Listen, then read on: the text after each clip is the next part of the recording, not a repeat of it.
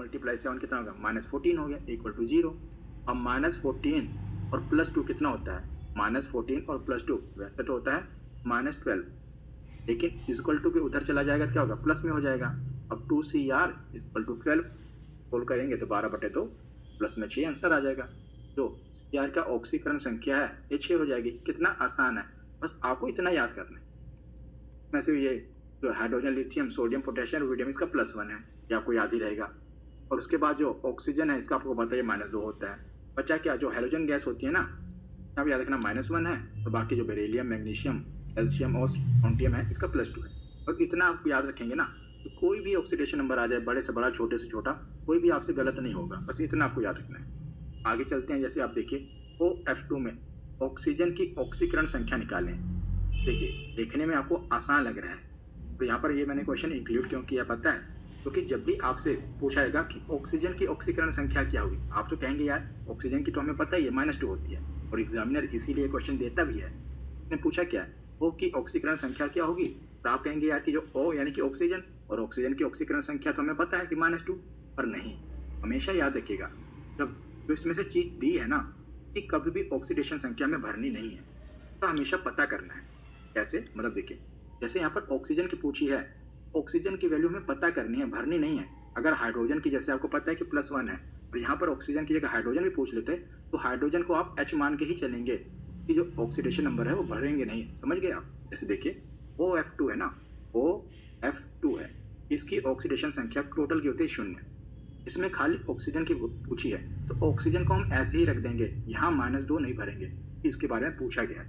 और प्लस आएगा F2, तो आपको पता है फ्लोरीन गैस जो होती है, हैलोजन गैस, इसका -1 होता है, -1 होता है।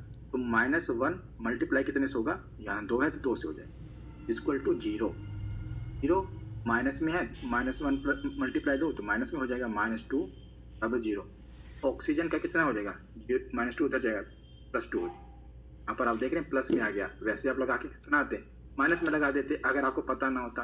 तो मैंने ये क्वेश्चन डाला भी है ताकि आपको पता चल सके कि अगर कोई ऑक्सीकरण संख्या उसी चीज की पूछी जा रही है जो कि दिया है, हमें हमेशा उसके नंबर पुट नहीं करना है, हमेशा उसको मान के चलना है, x या जो भी है उसको मान के चलना है, उसकी वैल्यू में निकालनी है।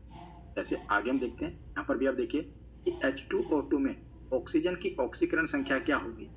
ऑक्सीजन की पूछी है, डायरेक्ट हमें पुट नहीं करनी, निकालनी है। तो निकालेंगे तो H2O2 है ना, तो हाइड्रोजन को आपको पता ही है कि 1 होता है, +1 होता है, तो +1 को 2 से मल्टीप्लाई कर देंगे, कितना आएगा 2। और ऑक्सीजन का आपको निकालना है, ऑक्सीजन को मल्टीप्लाई कितने से करेंगे, 2 है तो 2, हमने 2O लिख दिया, O को 2 से मल्टीप्लाई कर दिया, 2O हो गया, इक्वल टू 0। अब क्या होगा, आपको पता है कि 2 तो इधर है, -2 हो जाएगा, इसको मैं आपको निकाल के दिखाता हूँ।